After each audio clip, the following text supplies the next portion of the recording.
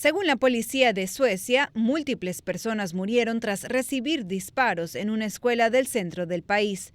Las autoridades creen que el presunto autor del ataque está entre los fallecidos. La policía está tratando de determinar el motivo del atentado. El tiroteo se produjo en una escuela para adultos donde se ofrecen cursos de primaria y secundaria superior para estudiantes de 20 años o más, incluidas clases para inmigrantes y formación profesional. En el mismo campus hay otras escuelas para menores.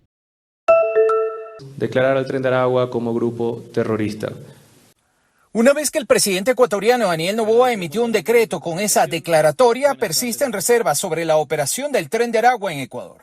Para el director del programa de investigación Orden, Conflicto y Violencia de la Universidad Central, Luis Córdoba, la decisión del mandatario, quien aspira a reelegirse este domingo para 4 años más, responde a un alineamiento de los intereses de su gobierno con la agenda del presidente Donald Trump en Estados Unidos. Lo que pretende Daniel Noboa con este decreto es darle señales al gobierno de Trump sobre su voluntad para alinearse y esperar un espaldarazo en esta contienda electoral. El investigador también es crítico con la declaratoria por los gastos que representa en defensa. Declarar al Tren de Aragua o a cualquier otra organización como amenaza y con presencia en el Ecuador no hace sino abultar la justificación que necesita el poder militar para su presencia en las calles y obviamente para un ingente presupuesto que está dispendiando recursos. La organización Inside Crime afirma que el Tren de Aragua representa una amenaza transnacional que se ha expandido a países como Colombia, Perú, Chile y Estados Unidos. En su primera gira como secretario de Estado, Marco Rubio presenció un vuelo de repatriación desde Panamá a Colombia.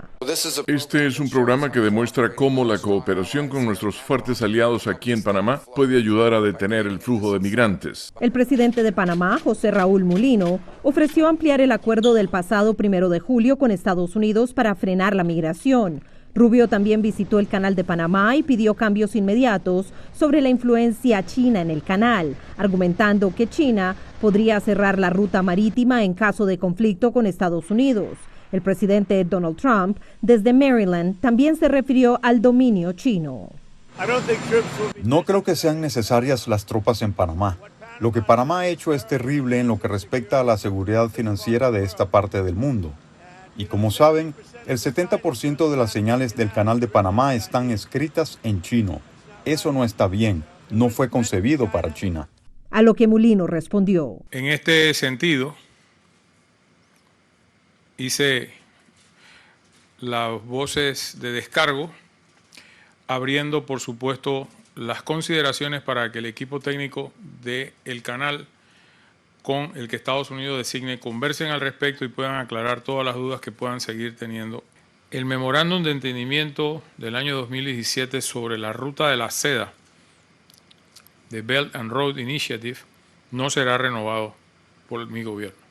El secretario de Estado desde San Salvador aseguró que su mensaje sobre China al presidente de Panamá fue firme y claro. Insistió en que hay una buena relación con Mulino, a quien llamó un amigo de Estados Unidos, y reiteró que la decisión de Panamá de acabar con el acuerdo de la ruta de la seda es un ejemplo de los logros del presidente Donald Trump.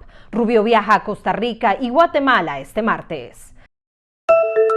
Los nuevos aranceles estadounidenses sobre los productos chinos entraron en vigor hoy martes, justo cuando China también anunció rápidamente impuestos sobre las importaciones estadounidenses como una respuesta.